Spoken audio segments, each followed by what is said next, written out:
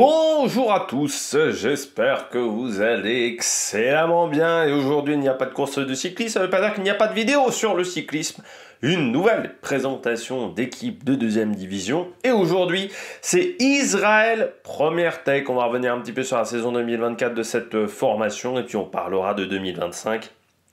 Et notamment peu de transferts mais avec des gros noms et on parlera de l'effectif qui n'a pas vraiment rajeuni du côté de cette équipe. Allez, n'hésitez pas à vous abonner à la chaîne, à réagir dans les commentaires, à mettre un pouce bleu, à partager la vidéo sur les réseaux sociaux, notamment auprès de vos proches, si vous pensez que ça peut les intéresser. Dans les commentaires, n'hésitez pas à me dire qui vous a plu, qui vous a déçu. Quand vous vous abonnez à la chaîne, vous pouvez rajouter la petite cloche, comme ça vous êtes au courant des dernières vidéos qui sortent, notamment des vidéos cyclisme. Si vous avez les moyens et que vous voulez soutenir mon travail, vous pouvez faire un super thanks. Vous pouvez également rajouter la petite cloche. On commence tout de suite donc avec Israël Première Tech. Alors une équipe qui s'est retrouvée quand même dans un contexte pas évident, parce que déjà un contexte politique. On va pas se mentir que c'est une équipe qui est menacée, hein, bien entendu, par la guerre face à la Palestine. Donc ça, forcément, ça n'aide pas. Pour cette formation, ce fait que, je rappelle toujours, enfin, après les coureurs le savent, quand tu décides de courir pour une formation comme Israël, comme UAE, comme Bahreïn, tu fais partie des porte-parole du pays aussi. Même si voilà, tu n'es pas forcément de la nationalité de ce pays, tu cours pour mettre en avant ce pays, donc forcément tu deviens porte-parole de ce pays, qu'il fasse des choses bien, qu'il fasse des choses mal. Bon, après il y a des coureurs qui s'en foutent, hein. Par exemple Martinez, bon, là, très clairement Martinez, elle l'a dit, enfin voilà, ça ne jette pas. Il y a d'autres coureurs, peut-être ça les embête un peu plus, d'où peut-être les difficultés de recrutement également d'une équipe comme Israël, avec certains coureurs qui ne veulent peut-être pas y aller pour ces raisons-là. Que dire de plus du côté d'Israël?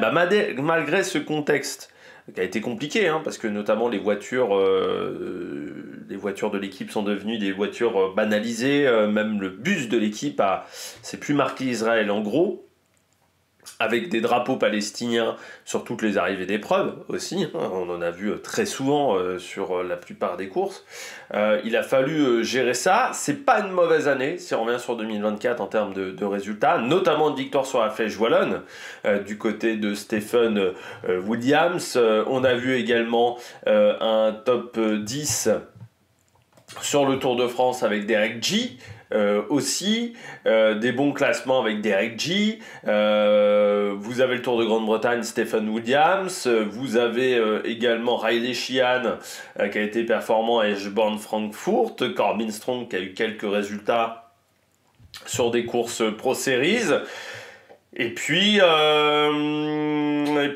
oui, Dylan Teuns qui a quand même été présent sur la Flèche Brabanson, même si je pense que ça n'a pas été un recrutement exceptionnel. La victoire de Michael Woods également sur une étape du Tour d'Espagne. C'est vrai que quand on regarde un petit peu ce qu'a fait cette formation sur l'année 2024, on se dit, tiens, eux, ils sont en capacité de performer en World Tour. C'est vraiment une équipe où tu te dis, bon, là aujourd'hui, ils sont capables d'exister en World Tour. Ce qui n'est pas totalement le cas de la Lotto, par exemple. Déjà par la qualité de l'effectif, aussi parce qu'ils ont autant de coureurs, la densité de l'effectif. Le seul problème, c'est qu'ils ont des coureurs qui sont super vieux. C'est vrai que ça reste un problème, cette formation, même s'ils essayent de rajeunir, hein, en recrutant notamment Joseph Blackmore, mais ça reste une équipe qui est âgée. Qui a beaucoup de coureurs qui ont plus de 35 ans. Donc ça, c'est le problème. Ils traînent des poids morts dans ce collectif. Il y a quand même des poids morts, des coureurs qui ne sont plus en capacité de performer aujourd'hui. Donc c'est vrai que ça, c'est pas évident. Par contre, ça reste une formation qui aujourd'hui en deuxième division est la meilleure. Pour moi, c'est au-dessus de la Lotto. Pour moi, c'est au-dessus du NOX. C'est au-dessus de Total. C'est au-dessus de Tudor en 2024. En 2025, on verra avec la Tudor, mais c'est une équipe qui a vraiment la possibilité de s'exprimer en World Tour, ce qui n'est pas le cas de beaucoup de formations de deuxième division quand même. Il y a aussi les moyens derrière, hein. Israël, c'est pas un petit budget. On le sait, il y a beaucoup d'argent pour cette formation, pour promouvoir Israël, hein, parce que l'objectif de départ, c'était de promouvoir Israël, notamment quand il y avait eu le départ du Giro, depuis ce pays.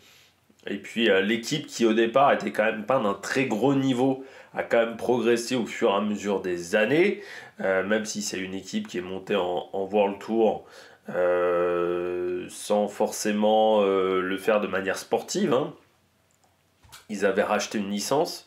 Alors eux, je ne sais plus quelle licence ils avaient racheté, Israël, pour monter en World Tour, mais ils ne sont pas montés de manière sportive. Bon, ils sont descendus aussi parce que c'était une équipe qui avait des gros problèmes de résultats.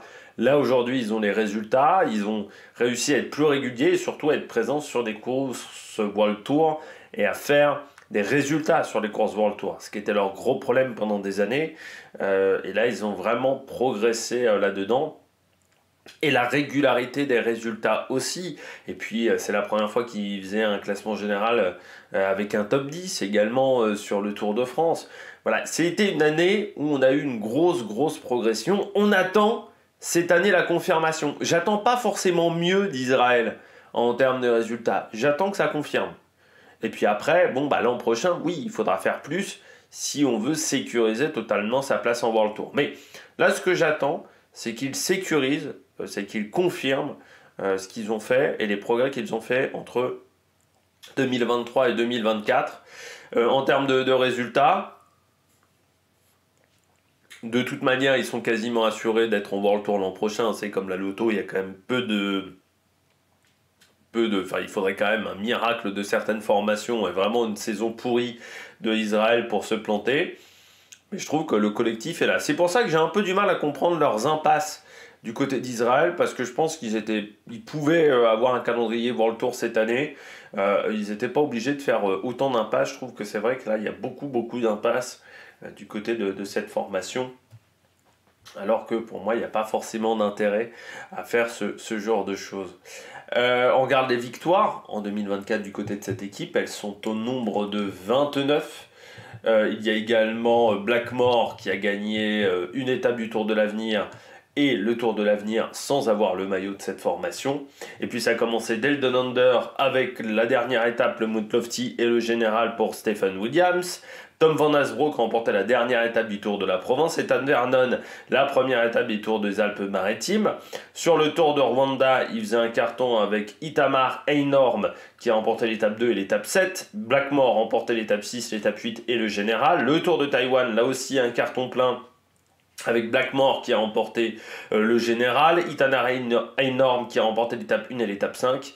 Et vous aviez Mason Holliman qui a remporté l'étape 2. Le Tour de Catalogne, l'étape 1 pour Nick Schulz qui faisait un numéro ce jour-là. Stephen Williams lui a remporté la Flèche Wallonne et avec G la troisième étape du Dauphiné. 3 épreuves World Tour. Le championnat d'Israël du contre-la-montre est en ligne de Odette Kogut. Michael Woods remportait enfin le titre de champion du Canada. Et puis Riley Pickrell remportait l'étape 2A du Sibiu Cycling Tour, alors que la deuxième étape du Tour de Wallonie était remportée par Corbin Strong. On attaquait ensuite le mois d'août avec le Tour d'Espagne et Michael Wood qui a remporté une victoire sur cette course-là. Et puis en septembre, étape 2, étape 3 et le Général pour Stephen Williams. Odette Kogut qui a remporté lui la 6e étape de la Croix Race, le Giro del Veneto pour Corbin Strong et l'étape 3 et l'étape 4 d'Ethan Vernon pour le Great Tour of Ghanzi. Qu'est-ce qu'on peut dire de cette saison en termes de victoire? La seule petite déception, c'est qu'on a parfois quelques trous. On a un trou de 2 mois entre la Flèche Wallonne et le Dauphiné. On a un trou également de 2 mois avec peu de résultats également début août. Entre juillet et août, entre le Tour de Wallonie et le Tour d'Espagne, il y a un trou également d'un mois sans beaucoup de résultats avant une fin de saison où ils ont quand même plutôt été performants. 29 victoires, ils ont égalé leur record, le record daté de 2019 où ils avaient surperformé cette année-là. C'est bien mieux qu'en 2023, 12 victoires et qu'en 2022, 16 victoires. Le nombre de victoires d'Israël les place donc 6e dans ce classement. Première équipe de 2e division devant la Unox et la Lotto. Et juste derrière, la Decathlon AG2R est devant une équipe comme Alpecin par exemple, ou une formation comme la Red Bull Bora. Donc c'est quand même pas anodin. Il a fallu seulement 20 jours avant de gagner une course du côté de Stephen Williams sur le Tour de l'Under. Pour le moment, toujours pas de victoire en 2025 pour cette formation, mais qui a extrêmement peu couru. On l'a quasiment pas vu, à Israël, depuis le début d'année.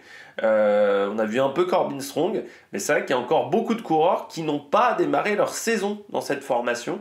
Donc on a eu, par rapport à d'autres équipes qui démarrent assez fort, comme la EF par exemple, qu'on a beaucoup vu, eux, ils ont été beaucoup plus calmes sur leur nombre de jours de course. Du côté d'Israël, donc l'an dernier, avec 29 victoires, 12 vainqueurs différents, et bien là c'est un bon chiffre. 4e équipe dans le classement du nombre de vainqueurs différents. Là encore, première équipe de 2e division devant la Lotto dans ce classement. Et surtout, devant, en fait, il n'y a que Jayco, Decathlon et UAE qui sont devant. Et derrière, on a la Visma, on a Red Bull, on a Alpecin, on a Bahreïn. Donc on voit que cette équipe n'est pas dépendante véritablement de beaucoup de coureurs. Et ça, c'est plutôt intéressant. Et puis en termes de points, Pro Cycling Stats, donc, qui, je rappelle, prend en compte les 100 meilleurs résultats de la saison, eh bien 5076 points, c'est-à-dire 600 points de plus qu'en 2023. Donc c'est quand même une grosse variation, 600 points de plus et 10, allez, on va dire 12-13% de performance en plus. Donc c'est pas anodin en pourcentage.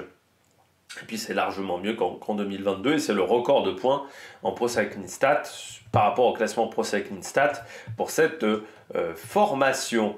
Voilà, on a fait le tour de cette équipe, les transferts, et bien peu de changements, 5 départs pour seulement 4 arrivées. Parmi les départs, et bien Dylan Teuss qui avait été recruté en cours de saison à la Bahreïn Victorious, a bien été relâché vers la Cofidis.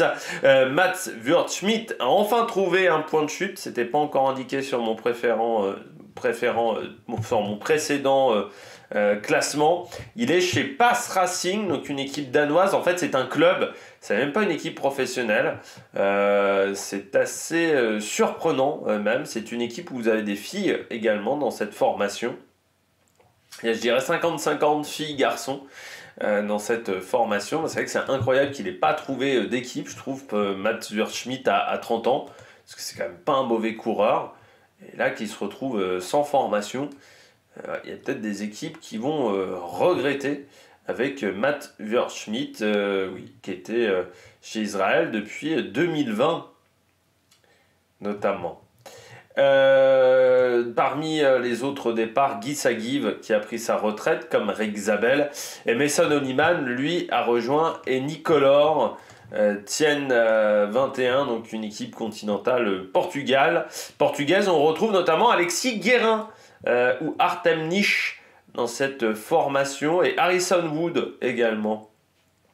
Voilà, donc il y a pas mal de coureurs qui ont été recrutés dans cette équipe qui sera sur le Tour de la région de Murcie à partir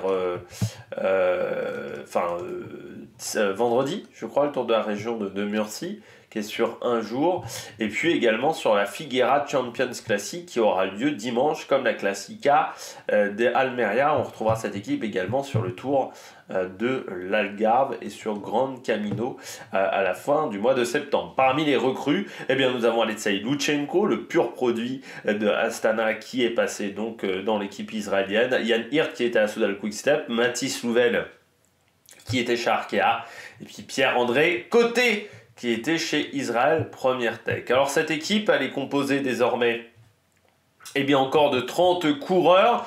C'est l'effectif le plus âgé de deuxième division, et si on prend deuxième division et World Tour, c'est également l'effectif le plus âgé, et puis assez largement, quasiment 1 an et demi plus vieux que tout le monde. Donc c'est assez impressionnant, 29,2 ans de moyenne d'âge. Je crois qu'on a rarement eu une équipe aussi âgée. Et pourquoi ? Eh bien parce qu'on retrouve la moitié de l'effectif qui a plus de 30 ans. Et on retrouve quand même 5 coureurs qui ont 35 ans ou plus, dont 4 coureurs qui ont plus de 38 ans. Michael Woods, Clark, Froome, Fuglsang. Et à l'inverse, Eh bien certes, on a une petite dizaine de coureurs qui a moins de 25 ans, mais en fait on a très peu de coureurs qui ont entre 25 et 30 ans. C'est ça le problème de cet effectif, donc qui est assez âgé, et les recrues n'ont pas vraiment rajeuni l'effectif, à part, je dirais, Mathis Louvel, parce que Pierre-André Côté, bah, c'est quand même un mec qui a 27 ans, Lutsenko plus de 32 ans, Yann Hirt 34, donc ça n'a pas vraiment rajeuni l'affectif. Le plus jeune coureur, c'est Blackmore, qui est plus jeune que Riccitello, il y a un an d'écart entre les deux. Les deux qui avaient été performants sur le Tour de l'Avenir. Et puis Riley Pickrell, Reisberg, Oded Kodout, eux ont 23 ans, mais en fait il n'y a que deux coureurs qui ont moins de 23 ans du côté de cet effectif. Alors certes, on perd Dylan Teuns, mais qui n'avait pas forcément eu des grands résultats. Et à l'inverse, on arrive quand même à recruter Lutsenko et Yann Hirt. Alors Yann Hirt, il faudra faire attention, parce qu'il est quand même à 34 ans, donc on peut avoir des baisses de niveau à cet âge-là. On garde Derek G, on garde Marco Frigo, on garde Strong, Sheehan, par exemple. On a deux jeunes coureurs très talentueux qui ont performé sur les deux derniers Tours de l'Avenir, Riccitello et Blackmore également dans cet effectif. On garde également Stephen Williams, qui a été l'une des révélations de la saison 2024. Donc non, c'est un collectif qui garde ses stars, mais qui garde aussi ses poids morts, que ça soit Chris Froome, que ça soit Simon Clarke, également, même un George Bennett, qui est devenu quand même très discret dans cet effectif. Donc,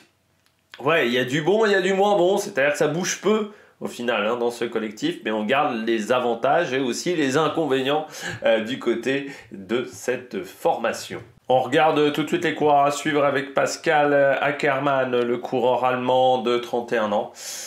Qui, je trouve, a fait un bon Tour de France. C'est vrai que moi, Ackermann, son passage chez UAE m'a pas marqué.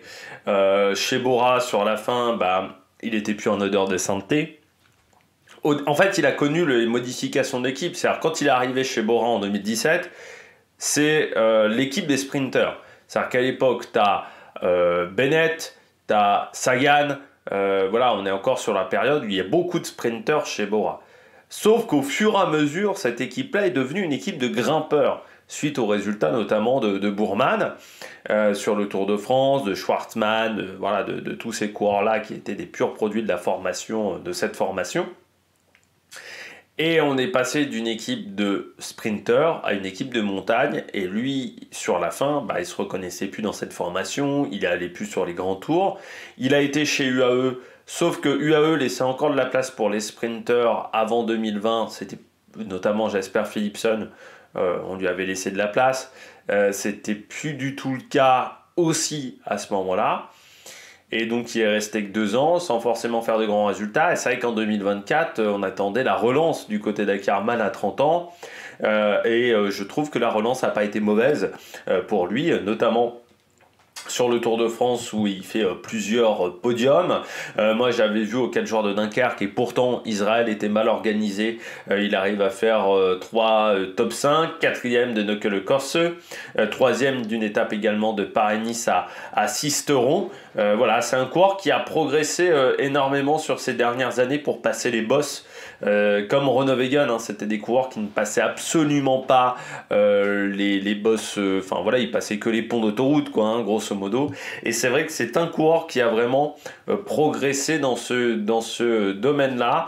C'est dommage qu'il n'y ait pas eu une victoire pour couronner cette saison en 2024, parce que ça reste un sprinter, et ce qu'on attend d'un sprinter, c'est d'aller chercher des victoires au sprint. Mais sur ces dernières années, c'est mieux qu'en 2023. Pour moi, c'est même mieux qu'en 2022. Et donc, on espère qu'en 2025, le fait qu'il ait repris de la confiance va lui permettre de remonter encore dans la hiérarchie mondiale. Et puis il faut quand même notifier qu'il aurait peut-être pu gagner sur les 4 jours de Dunkerque si l'équipe avait été mieux organisée. Ça a été aussi un des problèmes. Israël n'est pas encore une équipe qui emmène très bien les sprints. C'est une équipe qui n'a pas... Alors ça a quand même progressé par rapport à d'autres époques où Israël c'était vraiment la catastrophe au niveau des sprints, mais c'est encore une équipe qui doit progresser dans ce domaine-là, dans la gestion du timing. Et ça aidera forcément Ackermann, qui est un sprinter de train, Pascal Ackermann, qui a fêté son anniversaire il y a un mois même, c'était le 17 janvier. Blackmore, Lui, il va le fêter dans une quinzaine de jours, Joseph Blackmore, son anniversaire. Il aura bientôt 22 ans, Blackmore. Objectif Tour de France cette année. C'est jeune, mais bon, ça arrive de plus en plus vite. Cinquième du dernier Tour de Grande-Bretagne, bien entendu vainqueur du Tour de l'Avenir, même si c'est plutôt Pablo Torres qui a émerveillé cette semaine de compétition. C'est vrai que si on regarde bien, il y a eu quand même d'énormes écarts par rapport à Pablo Torres, et heureusement que Pablo Torres avait perdu beaucoup de temps sur les premiers jours de course, ce qui a permis à Blackmore de gagner. Donc c'est vrai qu'on a presque plus retenu le dauphin que le vainqueur de cette épreuve, mais la saison n'a pas été mauvaise. Je vois 10e de l'Arctic Race of Norway, vainqueur également du circuit des Ardennes chez les jeunes, vainqueur également du Tour de Taïwan et du Tour de Rwanda. Ça fait pas mal de points UCI, parce qu'il les a pris sur des courses d'un faible niveau, mais on a du mal à savoir encore quel est le niveau de Joseph Blackmore. Au championnat du monde des sports, par exemple, il ne prend que la 5e place, 8e du Grand Prix de Wallonie. Donc ça va être ça, l'objectif du côté de Joseph Blackmore. Je le vois par exemple 24e sur l'étape de boss du Great Tour of Gandhi. Donc c'est là où il va devoir s'améliorer. Joseph Blackmore, c'est sur les courses importantes, c'est là où on l'attend au final. Blackmore, c'est sur ces courses un petit peu plus difficiles. Et voir ce que c'est ce qu'il est en capacité de faire, voilà, sur ces épreuves-là.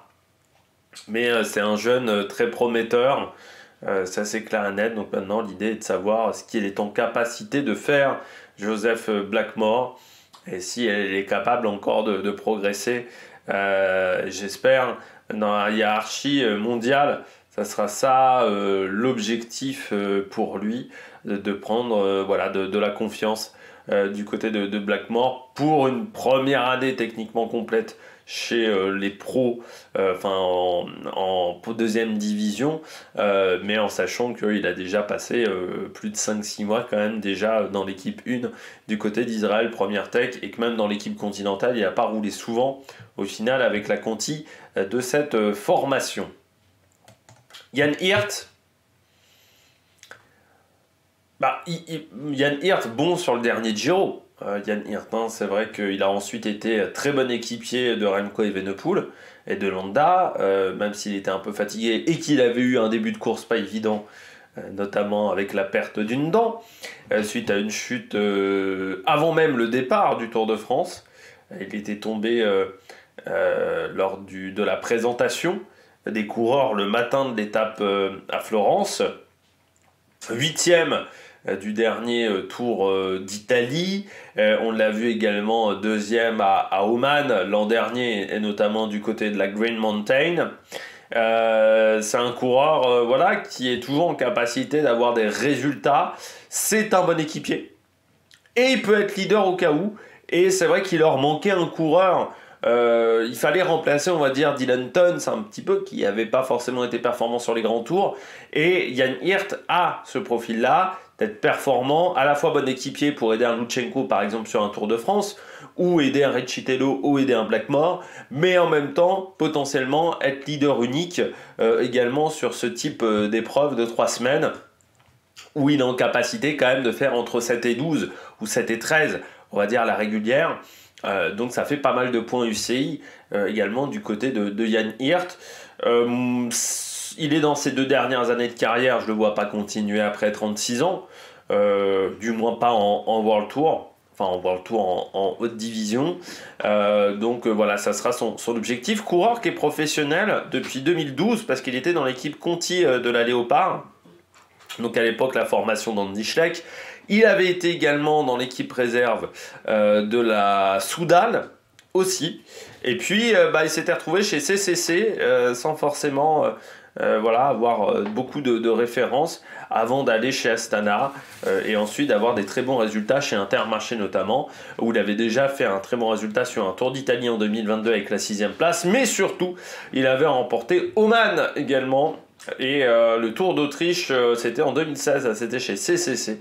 Il avait remporté Oman en 2022. Il n'a pas beaucoup de victoires à son palmarès, Jan Hirt. 7 victoires, voilà, à son palmarès. Oman qui reste sa course fétiche. parce qu'il a souvent eu des résultats sur cette épreuve. Là, cette année, il démarrera que sur l'UAE Tour. Comme je disais, cette équipe démarre très tardivement au niveau des différentes épreuves. Et puis, on passe à Matthew Riccitello, le jeune américain. Dernière année de contrat pour Riccitello chez Israël.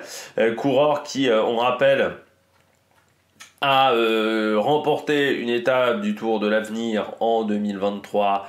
Il a fini 5e du Tour de l'Avenir, je ne sais plus. 4e du Tour de l'Avenir. Parce que je ne sais plus si c'est pas Pellizzari ou Piganzoli qui était devant aussi. Et puis, et Del Toro, bien entendu. L'an dernier, on l'a vu sur la Vuelta, où il a plutôt bien fini. C'est vrai que c'est un coureur qui a perdu par contre beaucoup trop de temps sur certaines étapes, notamment les chronos, où sur les 2 chronos, il fait des mauvais classements. Par contre, en montagne, il a su être performant, mais c'est un coureur qui doit être plus régulier aux avant-postes. C'est ce qu'on attendra de lui du côté de Riccitello cette année. Par contre, très bon Tour de Suisse, par exemple, de Riccitello. Ou encore le Tour des Abruzzes, où il avait fini à la 13e place, 12e également de l'UAE Tour, et notamment 7e à Jebel Jaïs. Il avait perdu un petit peu de temps à Jebel Afet. Il avait craqué assez tôt à Jebel Afet, mais il avait plutôt bien géré son effort, du souvenir que j'ai, du côté de Riccitello. Déjà, il est menacé avec Blackmore. Il sait que dans cet effectif-là, il y a des places à prendre en montagne parce que on a des coureurs qui sont quand même âgés et qui sont peut-être en fin de cycle. Donc, il sait qu'il y a des opportunités. Il sait qu'il aura quand même des équipiers autour de lui. Jan Hirt notamment, mais aussi du Fuglsang qui est encore en capacité de faire du travail d'équipe, même s'il n'est plus en capacité forcément d'être un grand leader. Mais c'est vrai que dans la hiérarchie de l'équipe, quand vous avez du Stephen Williams, du Derek G, faut trouver sa place. Et Blackmore aussi qui arrive, va falloir trouver sa place du côté de Coco.